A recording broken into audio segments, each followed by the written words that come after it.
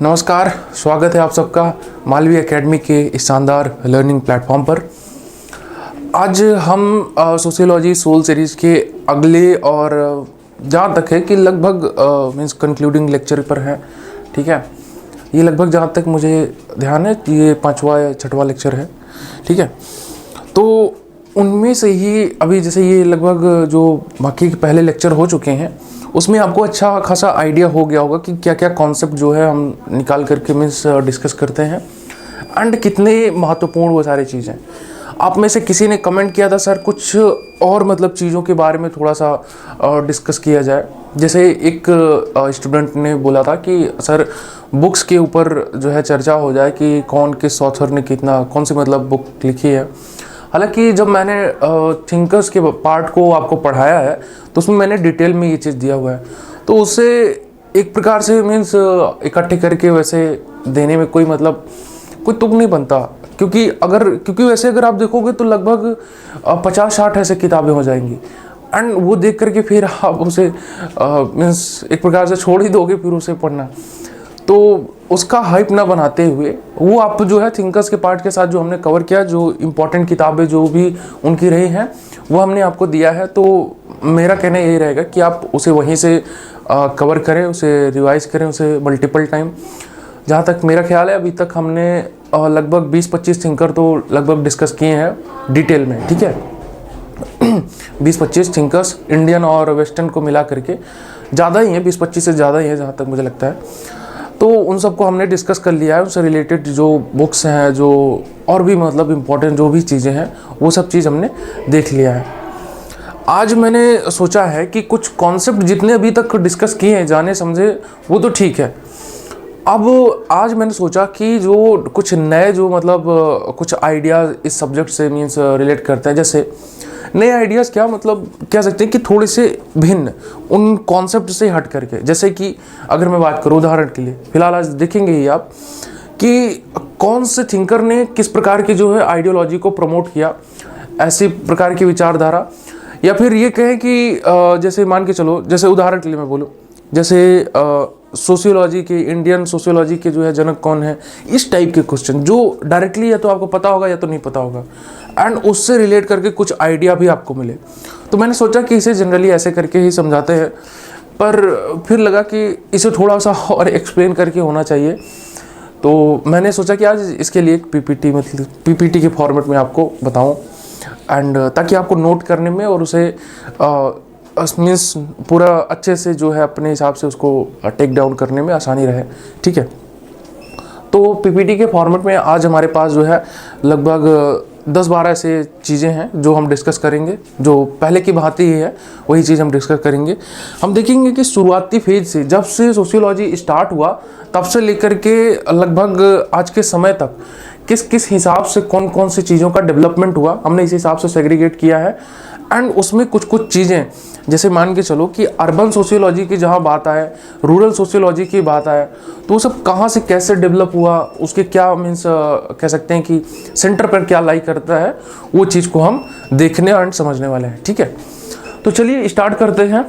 तो हमेशा की बात ही आज फिर ये एआई की पिक्चर को थोड़ा नज़रअंदाज करते हुए हम बढ़ते हैं अपने पहले थॉट की तरफ।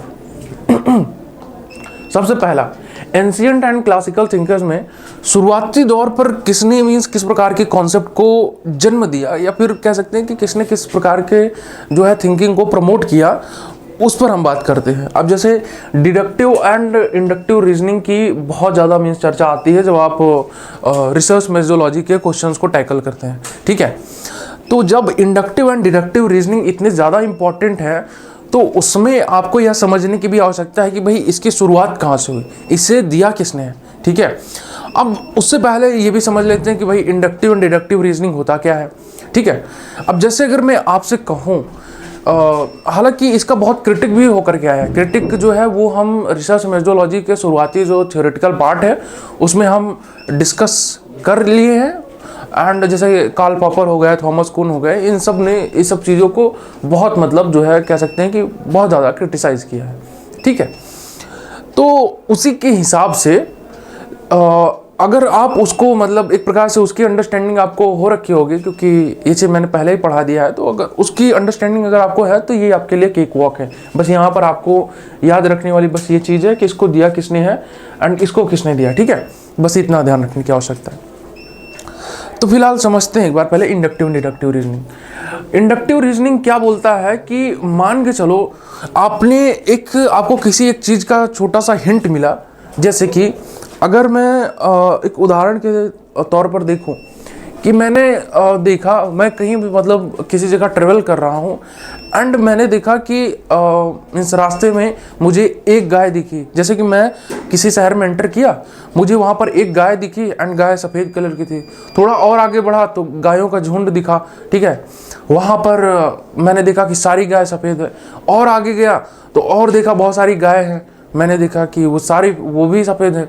तो मैंने अपने मन में ये विचार बना लिया कि इस शहर के अंदर जितनी गाय हैं वो सभी सफ़ेद है। समझ में आया? आपने कुछ चीज़ों को देखा, कुछ चीज़ों को समझा एंड उसके आधार पर एक ब्रॉड आपने पूरा कॉन्सेप्ट डेवलप कर दिया। इसी प्रकार की जो स्टडी है, इसी प्रकार के जो विचार है, इसी को जो है हम इंडक्टिव रीजनिंग के अंदर रखते हैं, ठीक है। इसके बारे में मुझे लगता है कि हमने चर्चा किया था। अब जैसे इसमें शुरुआत में हम कुछ चीज़ों को ऑब्जर्व करते हैं शुरुआती दौर पर, ठीक है। पहले मतलब इस प्रकार की परंपरा नहीं होती थी, पहले जो है इस प्रकार के इंटरप्रिटेशन की चीज़ नहीं होती थी, ठीक है। लोग लॉजिक देते थे, लोग कुछ जो है चीज़ों को समझते थे एंड अपने हिसाब से कुछ स्टेटमेंट फ्रेम करके एंड फिलोसॉफिकल टेक्स्ट के आधार पर उन चीज़ों को एक प्रकार से ऑथेंटिसिटी दिलवा देते थे। पर जब जो है कह सकते हैं कि एकेडमिक स्टडी एकदम डिटेल्ड फॉर्मेट में अपने डेवलप होना स्टार्ट हुई, तब जो है ये अलग अलग प्रकार की चीज़ों का जन्म हुआ, जैसे डिडक्टिव रीजनिंग, इंडक्टिव रीजनिंग, इस टाइप की चीज़ें। एंड हम इन्हीं दोनों के बारे में क्यों बात करें? क्या इसके अलावा भी और चीज़ नहीं है? बिल्कुल है, और भी बहुत सारी चीज़ें हैं। पर जो कह सकते हैं कि एकेडमिक डिसिप्लिन के अंदर जिसको बहुत ज़्यादा महत्व दी गई वो ये दोनों है। एंड इनसे संबंध करके प्रश्न आपके एग्ज़ाम के हिसाब से तो एटलीस्ट पूछता ही पूछता है, ठीक है। तो ये चीज़ ज़रूर ध्यान रखें कि इसका जो है शुरुआत किसने किया, इसको बताने का शुरुआत जो है किसने किया, कहाँ से हुआ। तो हम जो है कहेंगे कि इसका शुरुआत डिडक्टिव रीजनिंग का शुरुआत जो है ये एरिस्टोटल ने किया एंड इंडक्टिव रीजनिंग की शुरुआत जो है फ्रांसिस बेकन ने किया, ठीक है। इंडक्टिव रीजनिंग का जैसे अभी हमने चर्चा कर लिया कि हमने किसी एक चीज़ को देखा, कुछ चीज़ों को मतलब ऑब्जर्व किया एंड उसके आधार पर ब्रॉड इंटरप्रिटेशन। जैसे कि बहुत कॉमन उदाहरण है एंड बड़ा भद्दा उदाहरण है, लोग समाज में देखते हैं ना, लोग मीन्स किसी ने जैसे लोग कहते हैं कि ये पूरा समुदाय ही बुरा है, किसी एक व्यक्ति ने कुछ गलत कर दिया, किसी ने कुछ उल्टा सीधा कुछ काम कर दिया एंड वो एक पर्टिकुलर समुदाय से बिलोंग करता है, तो लोग जनरली कह देते हैं कि ये पूरा समुदाय ही बेकार है, ठीक है। इस प्रकार की सोच को हम जो है कहेंगे कि इंडक्टिव रीजनिंग के तहत ये चीज़ इस्तेमाल हो रही है, ठीक है। इंडक्टिव रीजनिंग में वो चीज़ इस्तेमाल हो रही है, ठीक है। ये हालांकि क्योंकि इसमें बहुत ज़्यादा ऑथेंटिसिटी नहीं है, पहले के लोगों के पास जो है इतनी ज़्यादा मतलब कह सकते हैं कि उनके पास पूरी तरीके से टेस्ट करने के उतने ना उपकरण थे, ना उतने कह सकते हैं कि बहुत डेवलप्ड थॉट प्रोसेस था, ना अरीना इस हिसाब से डेवलप था, ठीक है। तो वो ज़्यादातर चीज़ें किस चीज़ पर जो है रिलाई करते थे, आपके और हमारे जो है तर्क संगत चीज़ें जो होती हैं उन्हीं पर, ठीक है। इसी वजह से हमने जो कुछ थिंकर्स के बारे में पहले पढ़ा था, तो उसमें हमने जो है बात की थी, जब हम हरोल्ड गारफिंकल की बात कर रहे थे, सूर्य की बात कर रहे थे, ठीक है, गॉफमैन की बात कर रहे थे, तो उसको समझते समय हमने एक चीज़ उसमें नोटिस किया था कि उन्होंने बताया कि इंटेलेक्चुअल लेवल की जो है बातें कहाँ पर ज़्यादातर होती थी, बार्बर के शॉप पर। आज भी आप देखोगे कि बड़े इंटेलेक्चुअल लेवल की बातें, ठीक है, और बड़ी फालतू की भी बातें आजकल ज़्यादातर कहाँ पे होती है या तो पान की दुकान पर या तो चाय की दुकान पर, ठीक है। क्योंकि वहाँ पर कोई एक एंड साबित करने का जो है वो नहीं होता कि किसी को जो है जिताना है या किसी को जो है एक एंड तक, एक सर्टेन एंड तक पहुँचना है। वहाँ पर जो एम होता है कि आप अपनी बातों को बस प्रस्तुत करें इस प्रकार से कि उसका जो है एक प्रकार कह सकते हैं कि उसकी मान्यता आसपास के लोगों में हो जाए, लोग ये जाने कि अच्छा ये भी एक प्रकार का विचार है, ठीक है। सब उसमें अपनी अपनी बातें रखते हैं, कोई थोड़ा डोमिनेंट होता है तो वो या तो उसकी बात को लोग मान करके थोड़ा सा इग्नोर कर देते हैं या फिर ऐसे चलने देते हैं, एंड वो डायलेक्टिक्स चलता रहता है आपस में, किसी ने काउंटर किया, फिर किसी ने कुछ कहा, किसी ने सपोर्ट कर दिया, तो ये सब चलता रहता है। तो कहने का मतलब है कि एक चर्चा होती है, ठीक है। एंड जब आप बंद कमरे में 4 ऑफिशियल्स के साथ किसी मुद्दे पर चर्चा करते हो, तब आपका वहाँ पर एम होता है कि आप एक प्रोडक्टिव जो है कंक्लूजन पर पहुँचो, ठीक है। वहाँ पर डिस्कशन होता है एंड यहाँ पर जो है एक लॉजिक पर आप जो है जा करके पहुँचते हो, कहीं ना कहीं जो है एंड पर आप जा करके पहुँचते हो, ठीक है। तो वो चीज़ है, वो सबकी परंपरा, यानी कि एंड ये नॉर्मल कोई ऐसी चीज़ नहीं है। अगर ये हम कह देते कि सोसाइटी में ये बहुत आम है कि ऐसा मतलब इस प्रकार की जो डिस्कशन होना एंड इसको इग्नोर कर देना, लेकिन जो हमारे जो थोड़े से माइक्रो सोशियोलॉजिकल जो स्टडी के हमारे जो थिंकर्स रहे हैं, उन्होंने इन सब चीज़ों का महत्व समझा कि यहीं से तो आदमी अपने अलग अलग प्रकार की जो है थिंकिंग को डेवलप करता है, यही तो सोच समझ करके वो अपने जो है माइंडसेट को तैयार करता है, ठीक है। आपने भी कई बार देखा होगा कि आपको भी कई लोगों की कई बात पर कोई तर्क नहीं मिल रहा, तो अल्टीमेटली वही आपको जो है ऑथेंटिक लगने लगता है, एंड वही चीज़ को जो है आप दूसरों के सामने भी जा करके बताते हो, ठीक है, उसी वैलिडिटी के साथ। हालांकि रियल में कोई वैलिडिटी नहीं है, परंतु फिर भी आप उसको जो है एक प्रकार से वैलिडेशन उसका लेकर के चलते हो कि लोगों के सामने ये बात हुई, कोई काउंटर नहीं कर पाया, इसका मतलब जो है तर्क यही होगा, ठीक है। उदाहरण के लिए जैसे मैं बात करूं, अभी जैसे एक चर्चा बड़ा चल रहा है, मैंने इसके बारे में अपने सभी विद्यार्थियों से इस बारे में हम सभी दोस्तों ने इसके बारे में चर्चा भी किया था अपने लाइव क्लास में, कि न्यूडिटी एंड वल्गरिटी में अंतर क्या है, समझ रहे हो। न्यूडिटी एंड वल्गरिटी में आप जो है किस प्रकार की वल्गरिटी नहीं, ऑब्ससीनिटी, ठीक है, न्यूडिटी एंड ऑब्ससीनिटी में आप किस प्रकार का अंतर देखते हो, इन दोनों में क्या अंतर आप पाते हो, समझ रहे हो। यानी नग्नता और अश्लीलता, इसमें किस प्रकार का अंतर है, समझ रहे हो। सोसाइटी के अंदर being the student of sociology, आपको ये समझना होगा कि कैसे छोटी छोटी चीज़ें कैसे ओवरऑल सोसाइटी को शेप करती हैं, ठीक है। कुछ चीज़ें जैसे जो न्यूडिटी है, जो ऑब्ससीनिटी है, ये कैसे इनको मिला करके अलग अलग प्रकार के जो है फ्रेमिंग तैयार होते हैं। जैसे अगर न्यूडिटी जैसा शब्द है, ये मतलब उतना ज़्यादा कह सकते हैं कि ऑफेंसिव टर्म नहीं है, जबकि ऑब्ससीनिटी जो वर्ड है, ये इसके पीछे लीगल बाइंडिंग भी है, समझ रहे हो। ऑब्ससीनिटी यानी नग्नता जो एक प्रकार की है, या अश्लीलता जो एक प्रकार की चीज़ है, वो एक सेंस में उसकी एक कह सकते हैं कि लॉ बाइंडिंग भी है। ये इवन कॉन्स्टिट्यूशन में भी जो है ऑब्ससीनिटी जैसे वर्ड का इस्तेमाल है, ठीक है। तो किसी भी कैटेगरी को आपके द्वारा किया गया किसी भी प्रकार का कृत्य जो कि ऑब्ससीनिटी में आता है, मीन्स कैटेगराइज हो जाए, उस चीज़ को जो है हम कह सकते हैं कि उसके पीछे लॉ एनफोर्स भी किया जा सकता है, ठीक है। जबकि न्यूडिटी का एक बड़ा वेग सेंस है, ठीक है।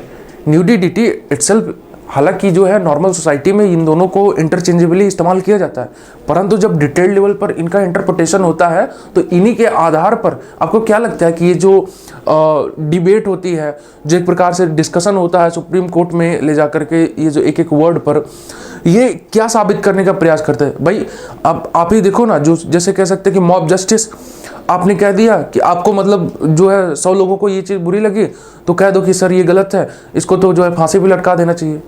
परंतु नहीं, देखा जाता है कि वो किस क्राइटेरिया के अंदर जो इस प्रकार का कृत्य है वो आता है, एंड वो रियल में मतलब वही सेंस बनाता है, या फिर जो है एक मास जो है लोगों ने वो एक प्रकार से जो है उस चीज़ को एक्सेप्ट कर लिया, उसको मान लिया कि ये गलत है, तो उसके आधार पर जो है जस्टिस दे दे। इस प्रकार से होने लगे तो फिर तो बेड़ा पार हो जाएगा पूरे देश का ही।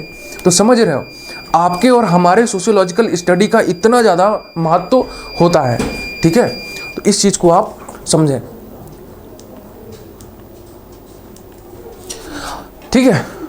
तो खैर हम आते हैं, एंड इन्हीं सब के आधार पर जो है अलग अलग रीजनिंग के प्रकार इस्तेमाल होते हैं। अगर आपने जो है किसी भी जो है स्टैंडर्ड एग्जाम को दिया होगा तो उसमें ये जरूर आता है साइलोगिज्म। इस साइलोगिज्म देने की परंपरा कहाँ से स्टेब्लिश हुई, ये भी तो आपको समझने की आवश्यकता है। रीजनिंग की जो है चीज़ें कहाँ से आई, ये सब यही सबसे तो निकल के आई। वाद विवाद की परंपरा, तर्क शास्त्र करने की जो है परंपरा, ठीक है। तो ये सब चीज़ जो है यहीं से उठ करके आए। फिलहाल हम इस पर फोकस करते हैं। फ्रांसिस बेकन ने जो है इंडक्टिव रीजनिंग का दिया, ये आप ध्यान रखें, IF से आप याद रख सकते हैं कि inductive reasoning by Francis Bacon, ठीक है, ध्यान रखें इसको। Introduced the empirical method emphasising the observation and experimentation, ठीक है। एम्पिरिकल, इनके जो है ये फ्रांसिस बेकन की बात बता रहा है कि इंडक्टिव रीजनिंग के अंदर इन्होंने किस प्रकार की जो है परंपरा को जन्म दिया, ठीक है। एम्पिरिकल मेथड यानी कि ऑब्जर्व करके पहले चीज़ों को देखना समझना, फिर उसके बाद उस पर लॉजिक बनाना। हालांकि इंडक्टिव रीजनिंग जरूरी नहीं है कि उसे जो है मीन्स ऑब्जर्व करके किया जाए, लेकिन फिर भी ये क्योंकि यहाँ पे फ्रांसिस बेकन को बता रहे तो ठीक है। अपोज्ड एरिस्टोटल से डिडक्टिव अप्रोच, हम आते हैं एरिस्टोटल की डिडक्टिव अप्रोच क्या है उस पर आते हैं, पहले इसको जानते हैं।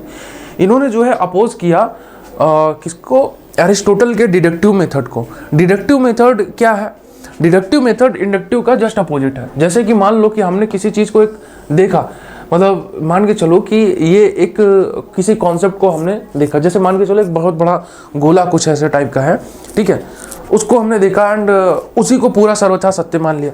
लेकिन इसके डिटेल में हम जाएं, इसके माइन्यूट लेवल पर जाएं, फिर इसके माइन्यूट लेवल पर जाएं और फिर यहाँ पर जाकर के इसको हम सत्य साबित करें कि भाई ये चीज़ है, तब जाके डिडक्टिव, मतलब समझ रहे हो, उस चीज़ों को मतलब बड़े फ्रेम में कुछ चीज़ है उसको जो है काटते छांटते एकदम यहाँ पर ले करके लास्ट में जा करके जो और ज़्यादा रिड्यूस ना हो सके वहाँ तक जा करके हम जो है चीज़ों को पहचाने, फिर उसको सत्य माने, समझ रहे हो, उन चीज़ों को जो है डिडक्टिव कहा जाता है। इंडक्टिव अगर आप समझ रहे हो तो उसी का जस्ट उल्टा होता है डिडक्टिव। इंडक्टिव मतलब क्या, आपने जैसे मैंने उदाहरण दिया, आप एक शहर में गए, आपने कुछ गायों को देखा, कुछ गाय वहाँ पर चर रहे हैं, तो आपने जो है उनको देख करके कहा कि भाई ये जो सफ़ेद गाय हैं, यहाँ पे सफ़ेद गाय है, ठीक है। फिर थोड़ा सा आगे बढ़े तो आपने देखा और गायों का झुंड है, वो भी सभी सफ़ेद है, ठीक है। फिर आपने मतलब उस चीज़ को आपने ऑब्जर्व किया, फिर आगे आप गए, फिर और जो है सफ़ेद गाय आपको दिखी। अब 3-4 बार इस प्रकार की चीज़ हो गई तो आपने अपने मन में ये धारणा बना ली कि भाई इस शहर में जितनी गाय हैं सब सफ़ेद है। इस प्रकार की जो रीजनिंग है इसको इंडक्टिव रीजनिंग कहते हैं, ठीक है। जबकि इसी का जस्ट उल्टा, ठीक है, इसी का जस्ट उल्टा, वो बहुत सारी गाय आपने देखी, फिर उसके बाद कुछ गाय आपने देखी, या फिर ये पहले से ही ये सोच बना करके भाई कि इस शहर में जो है कुछ मीन्स ये पहले से आप मन में मतलब विचार बना कर क्या हो कि इस शहर के अंदर सारी गाय सफ़ेद है, ठीक है। फिर इंटर किया आपने गांव जो है वहाँ पे मतलब शहर में, वहाँ पर आपने देखा कि बहुत सारे झुंड है गाय का, सब सफ़ेद है, ठीक है, कोई दिक्कत नहीं। अभी भी आप उसी पर अटके हो कि हाँ यहाँ पे सारी गाय सफ़ेद है। फिर थोड़ा आगे बढ़े, कुछ गायों का झुंड दिखा, फिर आपने देखा कि हाँ ठीक है, अभी भी ये मान्य है। फिर आप थोड़ा सा आगे गए तो आपने देखा कोने में एक जो है ब्लैक गाय अपना घास खा रही है, ठीक है। तो तब वहाँ पर जाकर के आपको ये सत्य साबित हुआ कि नहीं, सारी गाय सफ़ेद नहीं है। ये धारणा बना लेना कि सारी गाय सफ़ेद है इस शहर के अंदर, ये गलत है, समझ रहे हो। तो बड़े लेवल की चीज़ों को एकदम मतलब कह सकते हैं कि उसको काटते हुए अंदर धीरे धीरे गए, आपने उस चीज़ को महसूस किया, समझा, एंड उसके बाद आपने ये लॉजिक दिया कि भाई सारी गाय सफ़ेद नहीं होती, कुछ गाय काली भी होती हैं शहर में, ठीक है, या फिर अलग रंग की होती हैं। तो इस प्रकार के रीजनिंग को डिडक्टिव रीजनिंग कहते हैं। एरिस्टोटल ने इसका बड़ा समर्थन किया एंड इनको लगता था कि ये बहुत साइंटिफिक मेथड है, ठीक है। सिलोगिज्म में यही प्रकार की चीज़ों को इस्तेमाल किया जाता है। ये मुझे लगता है कि आप इस चीज़ को समझ गए होंगे। इस method influence the development of scientific method, ठीक है। साइंटिफिक मेथड में ये बड़ा काम आता है इंडक्टिव रीजनिंग, ठीक है। कैसे काम आता है, अब जैसे मान के चलो कि आपने, अब जैसे साइंटिफिक मेथड मतलब क्या, जैसे मान के चलो कि कोई जो है सर्वे करना है, किसी चीज़ का सर्वे करना है या कोई एक चीज़ टेस्ट करना है। अब जैसे पूरे बॉडी है, बॉडी में आपके जो है कह सकते हैं कि आप कोई बीमारी से आप ग्रसित हो, ठीक है, कोई बुखार है या कुछ दिक्कत है, ठीक है आपको, तो पूरे बॉडी का एक प्रकार से खून निकाल करके, एक एक हड्डी निकाल करके ये थोड़ी टेस्ट करेंगे भाई देखो कहाँ क्या दिक्कत है। वो सिंपल सा थोड़ा सा ब्लड लेंगे एंड उसमें जो है टेस्ट करके देखेंगे भाई क्या दिक्कत है, क्या कैसे है, तो अब उसके आधार पर वो बता देंगे कि भाई हाँ आपको ये समस्या है। इसका मतलब उन्होंने क्या किया, उन्होंने जो है थोड़ा सा मतलब एक सैंपल लेकर के देखा कि भाई होमोजीनियस ही आपके बॉडी में पूरा खून, एंड उन्होंने उसके आधार पर बता दिया कि आपको ये दिक्कत है। समझ रहे हो? तो इस प्रकार की चीज़ें जो है इस्तेमाल होती है, मतलब साइंटिफिक तरीके में। समझ रहे हो? तो ये है। अब जैसे अलग अलग एग्जिट पोल आते हैं, अलग अलग जो सर्वे रिसर्च होती है, उसमें भी यही चीज़ किया जाता है। उसमें भी मतलब जो है छोटा सा सैंपल ले लिया जाता है, उसके आधार पर बड़ी सी एक रीजनिंग तैयार कर दी जाती है कि इनको इतना वोट मिलेगा, इनको ये होगा, ये ऐसा होने वाला। तो समझ रहे हो? यानी छोटे से चीज़ से बड़े स्तर पर गए। तो समझ रहे हो क्या आप? मुझे लगता है कि तो ठीक है, फ्रांसिस बेकन का ही है। एरिस्टोटल ने जो डिडक्टिव रीजनिंग बनाया उसमें जैसा सिलोगिज्म जो एक प्रकार है, जिसमें सिलोगिज्म अगर आपने मीन्स ये रीजनिंग किया होगा तो आपको बहुत अच्छे से आइडिया होगा कि ये डिडक्टिव रीजनिंग क्या होता है। जिसमें ऐसे क्वेश्चन बनकर के आते हैं, ऑल बॉयज़ आर गुड, ठीक है, ऑल बॉयज़ आर गुड, ठीक है, सभी लड़के अच्छे हैं, ठीक है, all boys are good, Shyam is a good boy, Shyam is a नहीं, ऑल बॉयज़ आर गुड, अब यहाँ पे लिख दिया श्याम इज अ बॉय, ठीक है। ये मतलब जैसे एक प्रकार के उदाहरण के तौर पर मैं सिलोगिज्म बता रहा हूँ, डिडक्टिव इंडक्टिव रीजनिंग के हिसाब से मत समझना, ठीक है। देखो कैसे इस्तेमाल होता है, all boys are good, Shyam is a boy, इसका मतलब क्या है, ये श्याम इज गुड। अब आप ये कह सकते हो ना, A is equal to B, B is equal to C, इसका मतलब क्या, A is equal to C, कह सकते हो ना ये चीज़। तो वही चीज़ है, वही यहाँ पे सिलोगिज्म में भी है। कभी देखना इसको खोल करके क्वेश्चंस, ठीक है। All boys are good, Shyam is a boy, तो श्याम इज गुड, ठीक है, वही चीज़ है। Example, all men are mortal, देखो यहाँ पे दिया है, all men are mortal, Socrates is a man, therefore Socrates is mortal. देखा, जो अभी हम जैसे जो बात कर रहे थे वही चीज़ है, ठीक है, डिडक्टिव रीजनिंग के आधार पर। डिडक्टिव रीजनिंग कैसे, सारे आदमी जो है मॉर्टल है, मॉर्टल को क्या कहेंगे, यानी जिनका मतलब मृत्यु हो जाए, मतलब एक समय बाद जिनका मृत्यु हो जाए, ठीक है। ये शायद मॉर्टल क्या नश्वर होता है क्या जिसको बोलते हैं, खैर ठीक है, आप समझ रहे होंगे, ठीक है। All men are mortal and Socrates is a man, ठीक है, सारे आदमी जो है मृत्यु को प्राप्त करेंगे एक समय बाद, सोक्रेट भी आदमी है, यानी सोक्रेट भी एक समय बाद मृत्यु को प्राप्त करेंगे। यहाँ पर देखो बड़े लेवल की बात किया, ठीक है, ऑल मैन, फिर उसके बाद उसमें से एक व्यक्ति निकाला, सोक्रेट इज अ मैन, अब सोक्रेट इज अ मैन यानी सोक्रेट भी यही चीज़ है, ठीक है। तो देखो बड़े से छोटे की तरफ आ रहा है ना, इसका मतलब क्या है, डिडक्टिव रीजनिंग की बात कर रहा है। तो ध्यान रखना, अब मुझे लगता है कि ये बहुत शुरुआती दौर पर ये जो है प्रकार जो है डेवलप हुआ था, एंशिएंट एंड क्लासिकल थिंकर्स के समय की बात है। तो इस चीज़ को ध्यान रखना कि ये जो दो चीज़ होती है, ठीक है। एरिस्टोटल ने डिडक्टिव रीजनिंग दिया, फ्रांसिस बेकन ने इंडक्टिव रीजनिंग दिया, ठीक है। अब हम आगे बढ़ते हैं, एंशिएंट एंड क्लासिकल थिंकर की ये सोच थी। अब इससे आगे हम बढ़ते हैं 19th century, foundation of sociology and related field.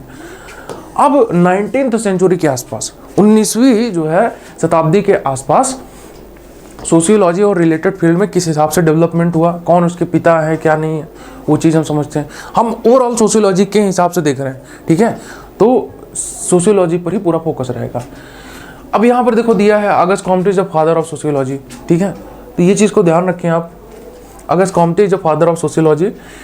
Harriet Martineau, ये जो है मदर ऑफ सोशियोलॉजी कहा जाता है, या फर्स्ट फीमेल सोशियोलॉजिस्ट कहा जाता है।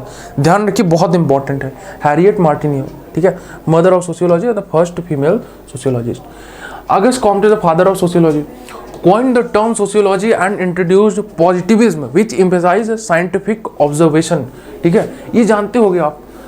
अब वही अगस्ट कॉम्टे के बारे में बता रहा है कि अगस्ट कॉम्टे का मीन्स क्या कंट्रीब्यूशन रहा एंड क्यों उन्हें जो है फादर ऑफ सोशियोलॉजी कहा जाता है।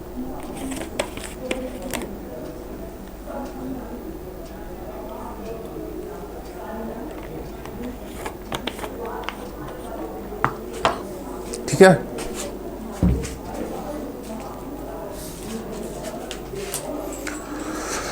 ट्रांसलेटेड एंड पॉपुलराइज्ड, ये देखो यहाँ तक ही है जो पहले यहाँ पे आता है। Propose a 3 stages of societal evolution, theological, metaphysical and scientific या पॉजिटिव।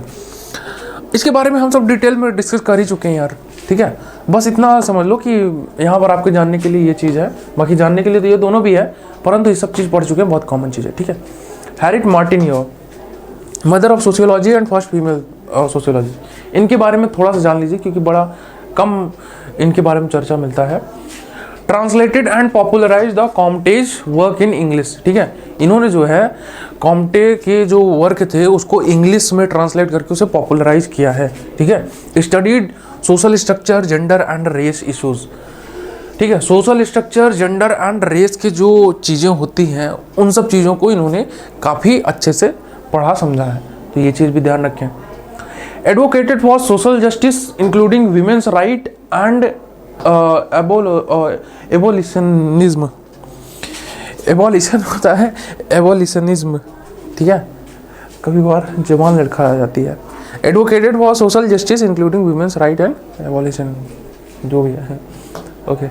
खैर, कार्ल मार्क्स, इनके बारे में कौन नहीं जानता होगा, पूरी दुनिया ही इनको लेकर के मतलब एक प्रकार से 2 भाग में डिवाइड हो रखी है, ठीक है। ये तो बहुत प्रकार के जो है बहुत गजब प्रकार के व्यक्ति हैं कार्ल मार्क्स, ठीक है। कार्ल मार्क्स का जहाँ वर्ड है, हमने पहले भी इसके बारे में बात किया ना, ये जहाँ पर कार्ल मार्क्स की बात आए वहाँ पे समझ लेना 2-4 चीज़। एक कैपिटलिस्ट वर्ड आएगा ही आएगा, ठीक है, कैपिटलिज्म की जो बात है वो आएगी, ठीक है। फिर दूसरा क्या वर्ड आएगा, रिवॉल्यूशन जैसी चीज़ों का, संघर्ष के बारे में, रिवॉल्यूशन नहीं, रिवॉल्यूशन नहीं, संघर्ष नहीं, क्रांति, ठीक है। एक्सप्लॉइटेशन, एक्सप्लॉइटेशन शोषण, ठीक है। स्ट्रगल भी आता है, स्ट्रगल, ठीक है। क्लास की बात आती है। तो कार्ल मार्क्स का जहाँ पे बात आ जाए समझ लेना कि कहीं ना कहीं ये सब आपस में कहीं ना कहीं छुपा हुआ रखा है। यहाँ पर मेन आज के लेक्चर का मेन मतलब है ये बताने का, ठीक है, ये कि कौन सी थ्योरी किसने दिया है, मतलब किस प्रकार की जो है सोशियोलॉजिकल विचारधारा के जनक कौन है, ठीक है, इंपॉर्टेंट है। साइंटिफिक सोशलिज्म की जहाँ पे बात आ जाए समझ लेना कि वो कार्ल मार्क्स के बारे में बात कर रहा है, साइंटिफिक सोशलिज्म, ठीक है, इंपॉर्टेंट चीज़ है। डेवलप्ड हिस्टोरिकल मटेरियलिज्म, ये सब पढ़ चुके हैं हम, historical materialism which explain social change through the economic structures. Authored, कौन सी किताब इन्होंने लिखी है, ध्यान रखना, द कम्युनिस्ट मैनिफेस्टो, ठीक है, कम्युनिस्ट मैनिफेस्टो इनकी जो है किताब है, इसको ध्यान रखें आप। दास कैपिटल नाम की इनकी किताब है जिसमें इन्होंने कैपिटलिज्म को क्रिटिक किया है। His idea laid the foundation for Marxism and later influenced by the conflict theory and sociology, ठीक है। इनका आइडिया जो है इसने क्या जो है मार्क्सिज्म के विचारों को एक प्रकार से बनाया है और फिर लेटर जो है कॉन्फ्लिक्ट थ्योरी को भी इन्फ्लुएंस किया है। असल में कॉन्फ्लिक्ट थ्योरी जो इनका विचार है वो मार्क्सियन विचार का ही एक प्रकार से कह सकते हैं कि सिनोनिम है, ठीक है। तो जहाँ पर कॉन्फ्लिक्ट थ्योरी की बात होती है वहाँ पर भी इन्हीं चीज़ों की चर्चा होती है, मार्क्सिस्ट विचारों की चर्चा होती है, ठीक है। जहाँ पर मार्क्सिस्ट खड़े होते हैं वहाँ पर लफड़े बड़े होते हैं, ठीक है। खैर, late 19th and early 20th development, George Simmel, ठीक है। जॉर्ज साइमल जो है इनको क्या बोला जाता है, father of urban sociology, father of urban sociology. Urban sociology के बारे में ज़्यादातर फोकस किसने किया था, हम वैसे इसके बारे में चर्चा किए हैं। अर्बन सोशियोलॉजी के बारे में ज़्यादातर चर्चा जो है शिकागो स्कूल ऑफ थॉट में ज़्यादा हुआ है, ठीक है। शिकागो स्कूल ऑफ थॉट में ज़्यादा चर्चा हुआ है जिसमें रॉबर्ट टी पार्क आते हैं, अर्नेस्ट बर्जर आते हैं, ठीक है। तो मतलब बर्जेस आते हैं, अर्नेस्ट बर्जेस आते हैं। तो ये जो इम्पोर्टेंट मतलब एक प्रकार से कह सकते हैं कि लोग हैं, ये शिकागो स्कूल ऑफ थॉट के अंदर आते हैं। 2 प्रकार का डिवीज़न है उसमें, एक माइक्रो लेवल की जो उसमें स्टडी होती है जिसमें सिंबॉलिक इंटरैक्शनिज्म जैसी चीज़ हो गई, ठीक है, सिंबॉलिक इंटरैक्शनिज्म हो गया। फिर अर्बन एरिया या फिर अर्बन स्टडी से संबंधित चीज़ें हो गई, ठीक है। जैसे रॉबर्ट ई पार्क का बड़ा इंपॉर्टेंट एक कॉन्सेप्ट है, ठीक है, अर्बन इकोलॉजी का, ठीक है, तो ध्यान रखें वो चीज़। यहाँ जॉर्ज साइमल आ गया तो बता दिया। इनकी एक और कॉन्सेप्ट है जिसके बारे में हम शायद डिस्कस कर ही चुके हैं, एसोसिएशन की कॉन्सेप्ट है, ठीक है, एसोसिएशन इनका एक कॉन्सेप्ट है, तो ये भी ध्यान रखो, एसोसिएशन, ठीक है। Studies the impact of urban life on social interaction and individual behaviour, ठीक है, studied the impact of urban life on social interaction and individual behaviour. ये मोटा मोटी बस एक आइडिया आपको दे रहा है, ठीक है, कि जो है फादर ऑफ अर्बन सोशियोलॉजी होने के नाते इन्होंने क्या जो है अर्बन सोसाइटी के अंदर पढ़ा, studied the impact of urban life on social interaction and individual behaviour, ध्यान रखें। Developed theories on social form, stranger theory and blasé attitude in cities, ठीक है। तो कैसे सिटी के अंदर अलग अलग सोशल फॉर्म होते हैं, अलग अलग जो है एक प्रकार से कह सकते हैं कि सोशल स्ट्रक्चर, सोशल सिस्टम, लोगों की एटीट्यूड, बिहेवियर किस हिसाब से होते हैं, वो कैसे अर्बन सोसाइटी को अर्बन सोसाइटी बनाने में मदद करते हैं, ठीक है। तो ये चीज़ ध्यान रखें। अब अर्बन सोसाइटी की बात आ रही है तो देखिए एक बहुत इंपॉर्टेंट चीज़ है जो कई बार मैं ऐसे चर्चा किया हूँ, पर उसका नाम वैसे ध्यान नहीं आ रहा था, आज अचानक से आया मन में, ध्यान रख लीजिएगा, आप लिख लीजिएगा कि विलेज को लिटिल रिपब्लिक किसने कहा है। इंडियन विलेजेस को लिटिल रिपब्लिक किसने कहा है, are little republics, little republics.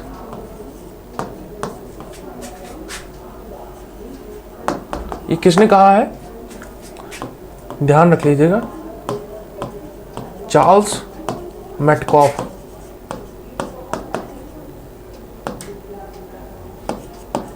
ठीक है, चार्ल्स मेटकॉफ ने इंडियन विलेजेस को लिटिल रिपब्लिक्स कहा है, ठीक है, ये ध्यान रख लीजिएगा, बड़ा इंपॉर्टेंट चीज़ है।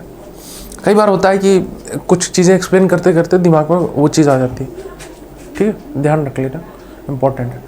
डेवलप थ्योरी ऑफ, ये चीज़ आप समझ चुके जॉर्ज साइमल। इसमें कहोगे सर कि इसमें इंपॉर्टेंट क्या चीज़ है जिसको हमको ध्यान रखना चाहिए, तो इसमें ध्यान रखने की इंपॉर्टेंट चीज़ यही है कि जॉर्ज साइमल जो है इन्हें फादर ऑफ अर्बन सोशियोलॉजी कहा जाता है, दैट्स इट, ठीक है। इसमें इन्होंने एसोसिएशन का ये सब पढ़ चुके हो आप, और ये 19th and early 20th century के आसपास के व्यक्ति हैं, उसी के आसपास ये रहे, ये भी ध्यान रख लेना। फ्रेडरिक लेपले, ठीक है, ये फाउंडर ऑफ कास्ट स्टडी है, केस स्टडी, कास्ट स्टडी वही मैं कहूँ, केस स्टडी, ठीक है। फ्रेडरिक लेपले की जहाँ पे बात आए ये समझ लेना, केस स्टडी से संबंधित चीज़ें पूछता है आपसे, ठीक है। केस स्टडी के जनक कौन थे, ये चीज़ पूछता है, ठीक है। किसी चीज़ का इन डेप्थ एनालिसिस करना, ठीक है, इसका कीवर्ड ही असल में यही है, इन डेप्थ स्टडी, ठीक है, इन डेप्थ स्टडी, ठीक है। इन डेप्थ स्टडी अगर किसी चीज़ का होता है तो वो समझ लेना किस चीज़ का क्या है, वो केस स्टडी की बात कर रहा है, ठीक है। Introduced case studies as a systematic approach to social research, ठीक है।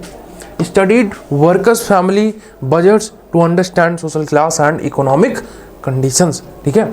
स्टडीड वर्कर्स फैमिली बजट, इन्होंने क्या पढ़ा है फ्रेडरिक लेपले ने, workers family budgets to understand social class and economic condition, ठीक है। वर्कर फैमिली बजट के बारे में किसने पढ़ा, ये भी ध्यान रख लेना बस, हालांकि इतना डिटेल में पूछेगा नहीं पर फिर भी। अब क्वेश्चन आता है, बहुत ज़्यादा इंपॉर्टेंट क्वेश्चन नहीं है लेकिन फिर भी ध्यान रख लेना, साइंटिफिक मैनेजमेंट। साइंटिफिक मैनेजमेंट को लेकर के कौन चर्चा किया है, फ्रेडरिक टाइलर ने, ठीक है। एक ईबी टाइलर करके भी व्यक्ति हैं, उन्होंने इसके हालांकि इसके बारे में नहीं चर्चा किया है लेकिन फिर भी ऐसे ही, ठीक है। फ्रेडरिक टाइलर करके जो व्यक्ति हैं उन्होंने साइंटिफिक मैनेजमेंट का क्या है सर, ये developed time and motion study in to increase industrial efficiency. याद है आपने पढ़ा होगा, एक फोर्ड प्रोडक्शन क्या कुछ एक स्टार्ट हुआ था जिसमें असेंबली लाइन प्रोडक्शन, जिसको ज़्यादा मतलब कॉमनली कहा जाता है, जिसमें ये पढ़ा गया कि कैसे अपनी प्रोडक्टिविटी को कैसे इम्प्रूव किया जाए, ठीक है। किसी एक व्यक्ति को अपने काम में इतना ज़्यादा मतलब माहिर करवा दो, जैसे मान के चलो 100 आदमी है एंड 100 आदमी को आप कह दो कि आपको कार बनाना है, ठीक है। 100 आदमी को आपने एक इंडस्ट्री में रखा, 100 लोग हैं, उनको आपने जो है एक कार बनाने की कंपनी में आपने रख दिया एंड सबको कहा कि आप सबको एक एक कार बनानी है, तो एक एक कार बनाने में वो काफ़ी समय ले सकते हैं, बहुत दिन लग जाएगा कि उनको एक एक कार बनाने में।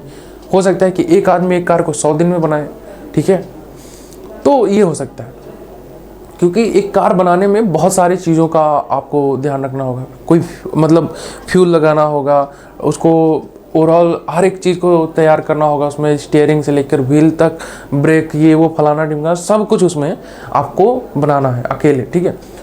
तो उसमें मान के चलो हम मानते हैं कि एक व्यक्ति को 100 साल लगा हो, यानी 100 व्यक्ति को जो है 100 व्यक्ति 1 साल के अंदर बना ले रहे हैं, ठीक है।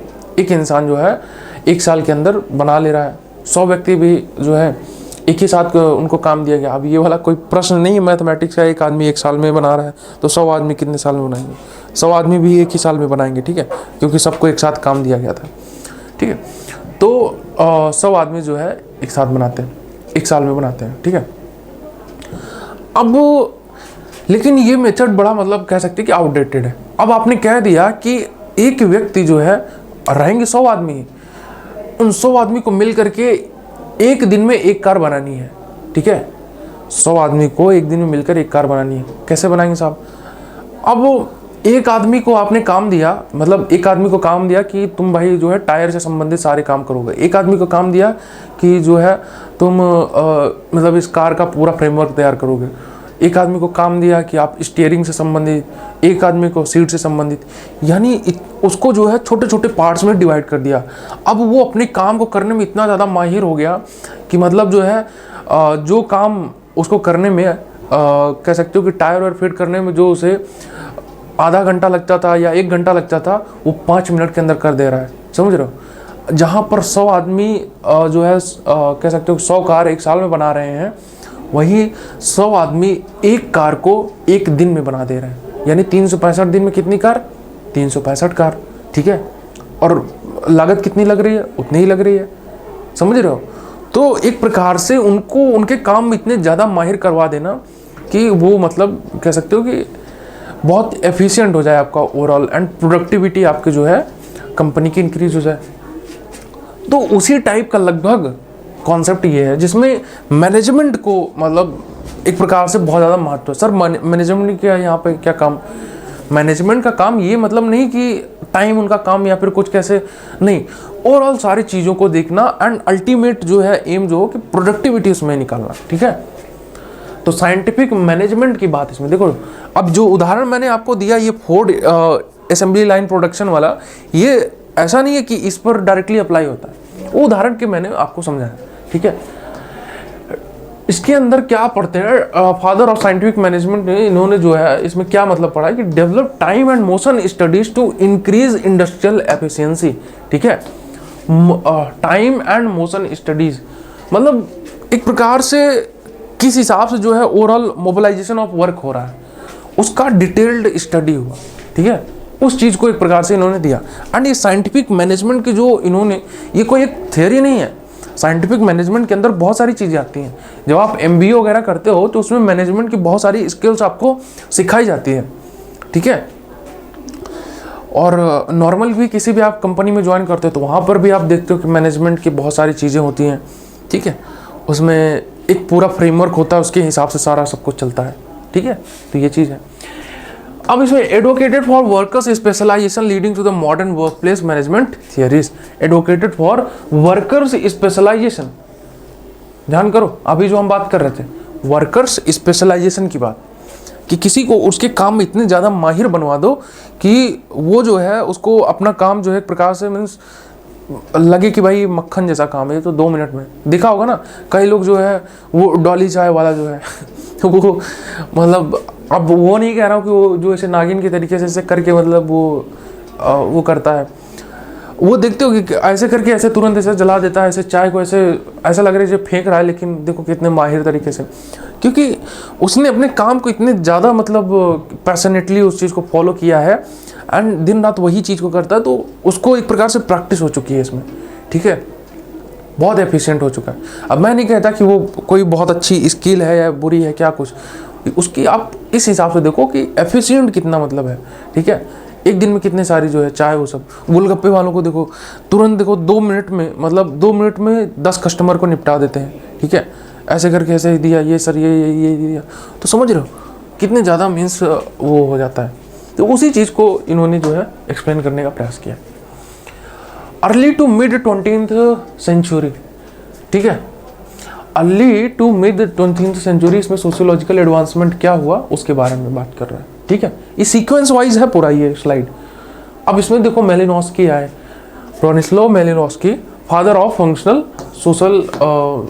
School of thought, school of culture, ठीक है, ध्यान रखना, father of functional school of culture, ध्यान रख लेना, पूछता है ये सब चीज़। इधर ये नीचे जीएस मीड का भी दिया हुआ है कि फादर ऑफ सिंबॉलिक इंटरेक्शनिज्म, ठीक है, ध्यान रखना। आते हैं इस पर, पहले हम मेलिनोस्की को देख लें। Developed participant observation as an ethnographic research method, ठीक है, developed participant observation as an ethnographic research method. अब ये चीज़ बड़ा इंपॉर्टेंट है, पार्टिसिपेंट ऑब्जर्वेशन, एक होता है कि आप बाहर से रह कर के चीज़ों को ऑब्जर्व करते हो, देखते हो, ठीक है, एंड एक होता है कि आप खुद उस चीज़ में शामिल हो जाते हो। जैसे किसी सोसाइटी को आपको पढ़ना है, ठीक है, जैसे रामपुरा विलेज जो है जिसको एम.एन. श्रीनिवास ने पढ़ा, वो चाहते तो बाहर रह करके भी उस समाज को देख सकते थे, समझ सकते थे, एंड उसके जो भी वैल्यूज़ हैं, जो चीज़ें हैं, उसको बाहर रह करके भी वो चीज़ देख सकते थे। लेकिन वो फील्ड पर उतरे, वो ज़मीनी स्तर पर गए, लोगों से मिला, उनसे जानकारी ली, उनको फील किया उनके सोसाइटी को, ठीक है, एंड उसकी जो चीज़ें हैं उसको उन्होंने मीन्स एक पार्टिसिपेंट बन करके देखा, ठीक है, मतलब उस जो माहौल जो है उसमें उन्होंने जो है खुद को भी इन्वॉल्व कर लिया, ठीक है, उसके बाद उन्होंने उस पर थियरी दी। तो वही है इनका, ये चीज़ याद रख लेना इसमें। ट्रोब्लियांड आइलैंड, ठीक है, ट्रोब्लियांड आइलैंड पर किसने जो है रिसर्च किया, ये क्वेश्चन आता है, पूछता है, डायरेक्ट क्वेश्चन पूछता है, क्योंकि मेलिनोस्की बहुत इंपॉर्टेंट लोग हैं, इंपॉर्टेंट आदमी है, ठीक है। ब्रोनिस्लाव मेलिनोस्की जो है ये ट्रोब्लियांड आइलैंड के ऊपर इनकी रिसर्च रही है, emphasising how cultural practices serve social function. Cultural जो प्रैक्टिसेस होती हैं वो कैसे सोशल फंक्शन को एक प्रकार से कॉम्प्लीमेंट करती हैं, उनको बल देती हैं, ठीक है, उस चीज़ के बारे में इन्होंने पढ़ा है, ठीक है। Father of functional school of culture, यानी कल्चर के फंक्शनलिटी को किसने बहुत ज़्यादा डिटेल में समझा है, मेलिनोस्की, ध्यान रखना है। वैसे कल्चर को बहुत लोगों ने पढ़ा है, बहुत लोगों ने उसको कह सकते हो कि महत्व दी है, परंतु कल्चर को in the sense of functionality किसने बहुत ज़्यादा अहमियत दी, एंड मेलिनोस्की अपने आप को एक प्रकार से एंथ्रोपोलॉजिस्ट ज़्यादा कहलवाना पसंद करेंगे, ठीक है। सोशल एंथ्रोपोलॉजी के अंदर वो काफ़ी मतलब चीज़ों को पढ़ चुके हैं। तो फिलहाल यहाँ पे बस ये चीज़ ध्यान रखना कि ये फंक्शनल स्कूल ऑफ कल्चर में कि जनक कौन है, ब्रोनिस्लाव मेलिनोस्की, ठीक है। तो ये हो गया। अब आगे जैसे फादर ऑफ सिंबॉलिक इंटरेक्शनिज्म, ठीक है, सिंबॉलिक इंटरेक्शनिज्म के जनक किसे कहा जाता है, G S Mead, George Herbert Mead. तो इनका नाम, इनके बारे में हम पढ़ चुके हैं ना, इनके बारे में, दोनों के बारे में पढ़े हमने, दोनों के बारे में हमने डिटेल में पढ़ा है, ठीक है, अपने जो है लेक्चर में हमने डिटेल में इन दोनों को पढ़ा है। अब इस पर हम बात करते हैं, explain how individuals cast creates meaning through social interaction, ठीक है, सामाजिक मेल मिलाप से कैसे जो है एक प्रकार से एक मीनिंग निकाली जाती है, कैसे एक जो है कह सकते हो कि उसका एक कुछ अर्थ सार्थक तरीके से निकाला जाता है, वो जो है इन्होंने सिंबॉलिक इंटरेक्शनिज्म जो एक प्रकार की प्रैक्टिस है उसमें इन्होंने एक्सप्लेन किया। Introduced concept like that self, I and me, ठीक है, सेल्फ का कॉन्सेप्ट होता है आई एंड मी के अंदर, I is the individual self होता है and me is the social self होता है, ठीक है, वो सब चीज़ इन्होंने एक्सप्लेन किया है। Significant others and generalise other के कॉन्सेप्ट लेकर के इन्होंने एक्सप्लेन किया, ठीक है। तो जीएस मीड के बारे में ये बता रहा है, ठीक है। सिंबॉलिक इंटरेक्शनिज्म के जनक किन्हें कहा जाता है, जीएस मीड को, ठीक है। और भी बहुत सारे इसमें लोग आते हैं, तो इनको ध्यान रखिए आप। ठीक है, अब आते हैं बात फ्रेडरिक सेलमेकर। ठीक है, फ्रेडरिक सेलमेकर की बात जब हम आते हैं तो इनको डायरेक्टली मतलब आप ये कह सकते हो कि फादर ऑफ हार्मेन्यूटिक, ये चीज़ मतलब ये तो आप याद कर ही लें, इसे तो एक प्रकार से पहले पढ़ ही लें।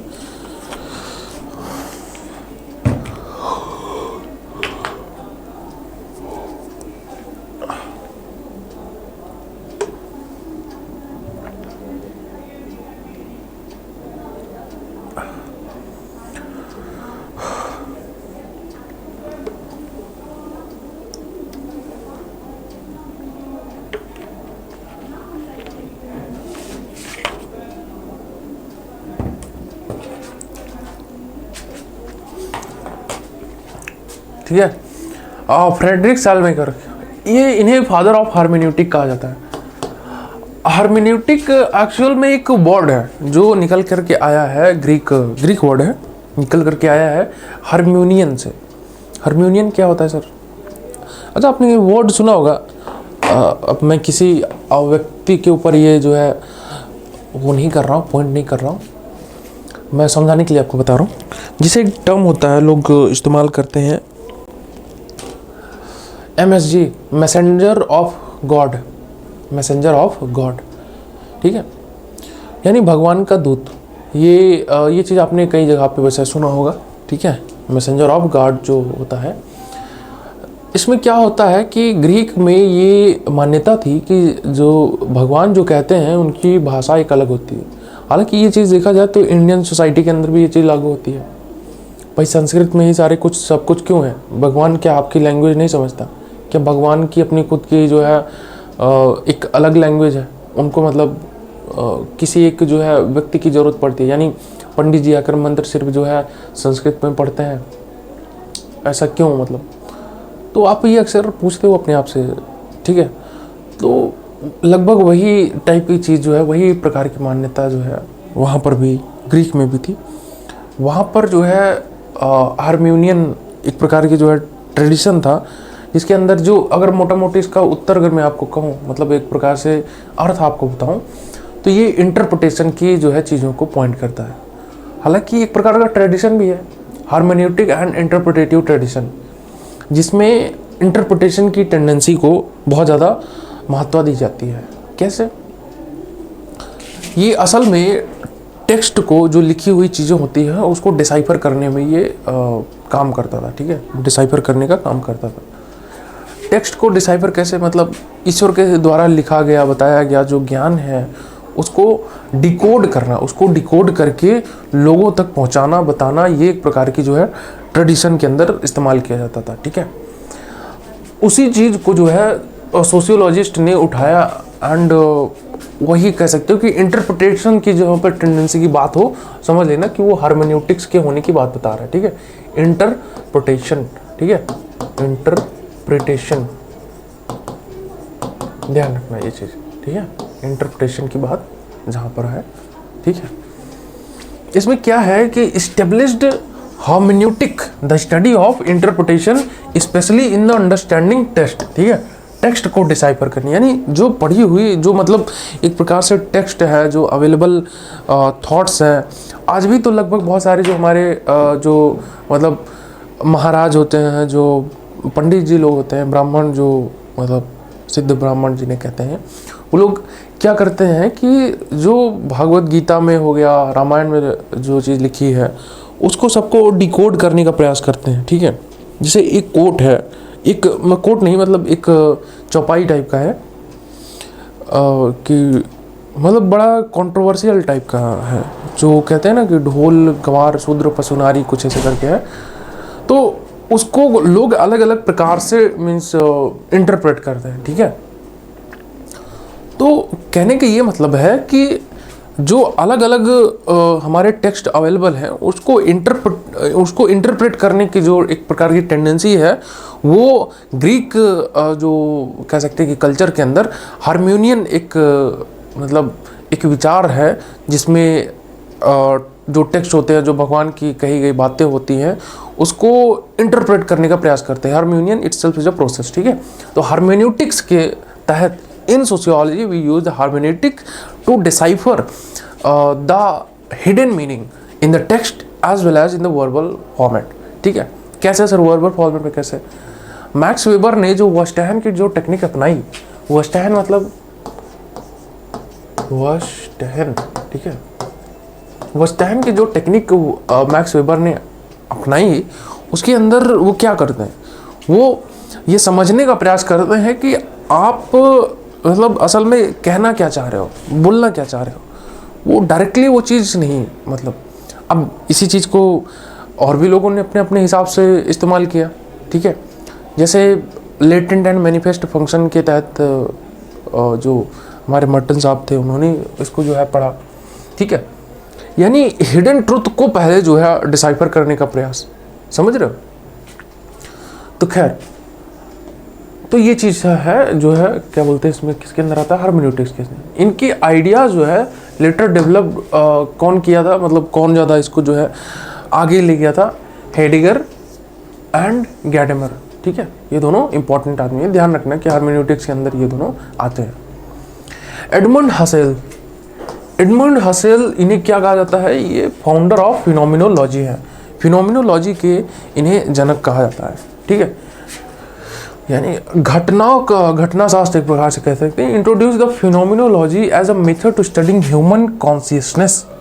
ठीक है, मानवीय चेतना को समझने के लिए इन्होंने फिनोमिनोलॉजी जो एक मेथड है इसका इस्तेमाल किया। तो याद रखना, ये पूछता है, ठीक है, आपसे, आप उससे हो सकता है कि मैच द फॉलोइंग में ये चीज़ पूछ ले। ठीक है, या फिर ये पूछ ले कि who among all is been considered as the father of phenomenology. ठीक है, तो ऐसे टाइप के क्वेश्चन पूछ ले। तो एडमंड हसेल फिनोमिनोलॉजी से बिलोंग करते थे। Introduce phenomenology as studying of human consciousness, ये एक प्रकार का तरीका है। जैसे अगर मैं बात करूँ तो शुरुआत के दौर में साइंटिफिक मेथड या पॉजिटिविज्म का बहुत ज़्यादा बोलबाला था। पॉजिटिविज्म को बहुत डेस्परेटली लोग फॉलो करते थे। ठीक है, तो पॉजिटिविज्म को जब फॉलो करते थे तो पॉजिटिविज्म को एक प्रकार से लोग उसी को मतलब बहुत बड़ी टेंडेंसी बना दी, भाई यही सब कुछ है। ठीक है, पॉजिटिविज्म ही सारा कुछ सब है, मतलब उसी के आधार पर ही सब कुछ माना जाने लगा। पर एक प्रकार से कहें तो वो मतलब उसका बहुत क्रिटिक आया। ठीक है, उसी के अगेंस्ट में बहुत सारी और जो है थिंकर्स निकल के आए जिन्होंने एथनोमेथोडोलॉजी का जन्म दिया, सिंबॉलिक इंटरैक्शनिज्म टाइप के जो है चीज़ों को लेकर के आए, फिनोमिनोलॉजी को लेकर के आए। ठीक है, तो पोस्ट पॉजिटिविज्म जो है जो विचार डेवलप हुआ उसी के अंदर आता है। ठीक है, influenced existential thinkers like Heidegger and Sartre. ठीक है, तो ये भी ध्यान रखना। अल्फ्रेड सोज्ड, इन्हें भी जो है father of phenomenology and sociology कहा जाता है। सर कह दो कि अब दो फादर कैसे हो गए? ठीक है, इनको फाउंडर कहा जाता है, उनको फादर कहा जाता है। तो सर ये क्या बात हुई, ये मतलब ये क्या बकवास है? असल में सोशियोलॉजी के अंदर जो है इस कॉन्सेप्ट को, फिनोमिनोलॉजी को जो फेमस जिन्होंने किया वो अल्फ्रेड सोज्ड थे। तो सर अगर एग्जाम में दोनों ऑप्शन आ जाए तो किसको लगाना है, पूछ लिए जाए। हालांकि फाउंडर एंड फादर करके पूछेगा ही, फाउंडर की जब बात आए तो एडमंड हसेल। लेकिन फिर भी सर मान लीजिए दोनों ऑप्शन दे दिया तो सबसे पहले प्राथमिकता आप इनको देंगे, चाहे फाउंडर फादर कुछ भी पूछे, पहली प्राथमिकता आप इनको देंगे अगर ये ऑप्शन में है तो। अगर नहीं है तो आप अल्फ्रेड सोज्ड को देंगे। ठीक है, क्लियर? हालांकि दोनों कभी नहीं पूछेगा एक साथ।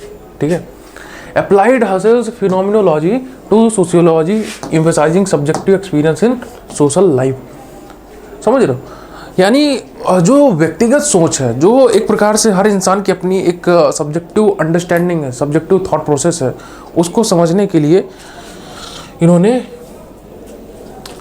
एक प्रकार से फिनोमिनोलॉजी का इस्तेमाल किया। ये ध्यान रखिए। हिज वर्क इन्फ्लुएंस्ड एथनोमेथोडोलॉजी, इनका काम एथनोमेथोडोलॉजी को भी एक प्रकार से मतलब बनाने में मदद किया, ये भी ध्यान रखें। ठीक है, Paul Lazarsfeld, father of social research survey. ठीक है, ये भी एक इम्पॉर्टेंट कह सकते हैं कि चीज़ है।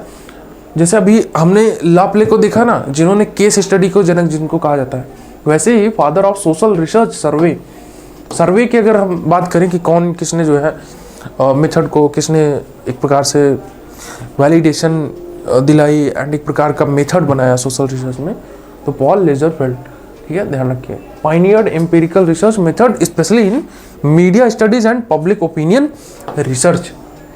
पब्लिक ओपिनियन रिसर्च जैसे एग्जिट पोल, तो ये सब चीज़ ध्यान रखें। Develop the 2 step flow theory of communication, ये इनकी बात बता रहा है कि कैसे इन्होंने 2 स्टेप फ्लो थ्योरी जो है कम्युनिकेशन के लिए इन्होंने बनाई है। उदाहरण के तौर पर आपको इतना जानने की आवश्यकता नहीं, हाँ अगर ये है कि बस इतना, ये अगर मतलब आप ध्यान रखना चाहें कि 2 स्टेप फ्लो थ्योरी किसकी है, तो वो चीज़ ध्यान रख सकते हैं, ठीक है, कम्युनिकेशन से संबंध करके। चार्ल्स बूथ जो है, इनको फादर ऑफ साइंटिफिक सर्वे कहा जाता है, ठीक है। सर फिर वही चीज़, 2 चीज़ आपने लिया करके फंसा दिया, एक father of social research survey, ठीक है, फादर ऑफ सोशल सर्वे या रिसर्च सर्वे, ठीक है। सोशल सर्वे की बात है तो पॉल लेजरफील्ड, एंड साइंटिफिक सर्वे की बात है, ठीक है, conducted detailed survey on poverty in London, जैसे इन्होंने इनका उदाहरण दे रहा है, ठीक है। तो ये चीज़ बस ध्यान रखना, फादर ऑफ साइंटिफिक सर्वे, बस ये वर्ड यहाँ पे ध्यान रखो, बाकी इतना कुछ इंपॉर्टेंट नहीं है इसमें, ठीक है। मिड 20th सेंचुरी में कुछ मतलब चीज़ें आई एंड उसके बियॉन्ड भी कुछ चीज़ें रहीं, तो वो हम एक बार देख लेते हैं। एल्टन मायो की जो है इन्होंने एक चीज़ किया कि फाउंडर ऑफ इंडस्ट्रियल सोशियोलॉजी, ठीक है। इंडस्ट्रियल सोशियोलॉजी में मतलब क्या कि एक प्रकार से जो कह सकते हैं कि जो इंडस्ट्री में एक प्रकार का जो समाज है एंड उसका क्या एक प्रकार से कह सकते हैं कि उसको मतलब कैसे अल्टीमेट, देखो इंडस्ट्रियल जहाँ पर जो वर्ड आ जाए, ठीक है, इंडस्ट्रियल वर्ड जहाँ पर भी आ जाए सोशियोलॉजी से संबंधित, ये समझ लेना कि वहाँ पर कहीं ना कहीं जो है इशारा कर रहा है वो प्रोडक्टिविटी के ऊपर, ठीक है। तो ये चीज़ ध्यान रखना। जैसे इनकी बात बता रहा है अल्टन मायो की, ठीक है। अल्टन मायो मतलब बड़े इंपॉर्टेंट व्यक्ति थे और ये सोशल एक्सपेरिमेंट करते थे, मतलब ऐसे एक्सपेरिमेंट जो कई बार क्रिटिसाइज भी किए जाते थे, ठीक है। एंड इनका एक बड़ा इधर ये देखो, जैसे सबसे पहले तो ये ध्यान रखना, अल्टन मायो को इंडस्ट्रियल सोशियोलॉजी बहुत इंपॉर्टेंट है, इसको ध्यान रखना। Conducted the Hawthorne studies showing the impact of social factor on productivity.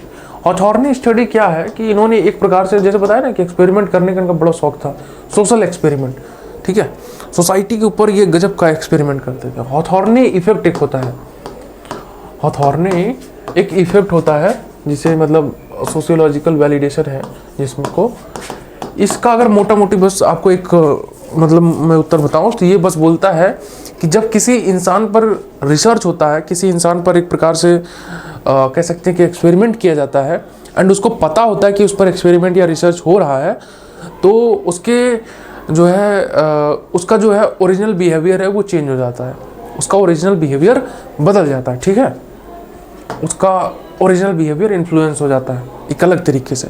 उसी चीज़ को कह रहा है हॉथॉर्ने इफेक्ट कहते हैं। जीएस घुरे, फादर ऑफ इंडियन सोशियोलॉजी, आप जानते हो उनके बारे में। Pioneer the case study and concept studies in India, establish the first sociological department at the Bombay university. ध्यान रखो ये सब, इसमें कुछ ज़्यादा एक्सप्लेन करने वाला नहीं है। Irawati Karve, first female sociologist in India, इन्होंने क्या पढ़ा, studied caste women's role in Indian society, ठीक है। Her work remains influential in Indian anthropology and sociology, ये सब पढ़ चुके हैं डिटेल में इन सब के बारे में, तो इतना बस याद रखो कि फर्स्ट सोशियोलॉजिस्ट है। फादर ऑफ स्ट्रक्चरल एंथ्रोपोलॉजी, ये भी पढ़ चुके हैं, Claude Levi Strauss. Applied structuralist to cultural study analysing myth and concept, myth language वो सब वाला सब हम देखा ना हमने। Argued that human thought structure are universal, ठीक है। ह्यूमन थॉट स्ट्रक्चर यानी हमारे विचार के जो स्ट्रक्चर हैं, हमारे विचार का एक जो कह सकते हैं कि पूरा स्ट्रक्चर है वो यूनिवर्सल होता है, ठीक है। लैंग्वेज ये सब के सेंस में मैंने आपको बताया था ना, वही उसी चीज़ को ये जो है थोड़ा सा और इसमें बस उदाहरण के लिए इस्तेमाल किया गया, ठीक है। ये बहुत ज़्यादा इम्पोर्टेंट नहीं पर फिर भी ध्यान रख सकते हो। फादर ऑफ मल्टीकल्चरलिज्म ध्यान रख सकते हो, ऐसे ही। Advocated for multicultural policies in Canada, is work influential Canada official multicultural policy, ठीक है। बस ध्यान रख लेना किसने मल्टीकल्चरलिज्म पॉल यूजिक, ठीक है। रॉबर्टसन एंड सुदरलैंड, ये फादर ऑफ ग्लोबलाइजेशन, इसलिए इंपॉर्टेंट है। रॉबर्टसन एंड सुदरलैंड, सुदरलैंड की बात जहाँ पर आ जाए तो वहाँ पे समझ लीजिएगा कि ग्लोबलाइजेशन की बात कर रहे हैं, ठीक है। Robertson and Sutherland, globalisation. Roland Robertson popularised globalisation as a sociological concept, ठीक है। Sutherland in some contribution to the discussion of global economic integration, कैसे जो है ग्लोबल इकोनॉमी कैसे एक दूसरे से इंटीग्रेट हो गई है, ठीक है। किसी एक कंट्री की कुछ पॉलिसी होती है, कुछ वर्क होता है, तो कैसे वर्ल्ड पर कैसे इम्पैक्ट डालता है ये आप जानते हो, है ना। आज के समय में वही तो हो गया है, ठीक है। यूएस में कोई पॉलिसी बनती है तो इंडिया को वो कहीं ना कहीं से हार्म करती है। हार्म क्या मतलब, इम्पैक्ट उसका इंडिया पर होता है कुछ ना कुछ, ठीक है। तो ये चीज़ है। तो चलिए यहीं तक आज हमारा जो है कह सकते हैं कि इंटरेक्शन था।